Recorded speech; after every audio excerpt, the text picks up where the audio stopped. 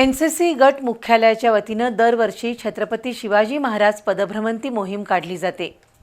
या वर्षीच्या पदभ्रमंती मोहिमेला आजपासून प्रारंभ झाला। मेजर जनरल विवेक त्यागी यांच्या उपस्थितीत सुरू झालेल्या या मोहिमेत 250 पेक्षा अधिक छात्रसैनिक सहभागी झाले आहेत।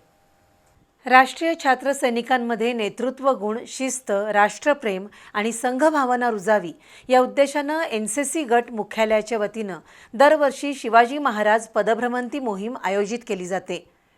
छत्रपती शिवाजी महाराजांच्या प्रेरणादायी इतिहासाला उजाळा आणि नरवीर बाजीप्रभू देशपांडे यांच्या पराक्रमाची माहिती देण्यासाठी पन्हाळा ते विशाळगड या मार्गावर ही पदभ्रमंती मोहीम काढली जाते। एनसीसी विभागाचे अतिरिक्त महानिदेशक मेजर जनरल विवेक त्यागी यांच्या हस्ते हिरवा झेंडा दाखवून यावर्षीच्या मोहिमेला प्रारंभ झाला। या मोहिमेत महाराष्ट्रासह दिल्ली आणि गुजरात राज्यातील 265 छात्रसैनिक सहभागी झाले आहेत।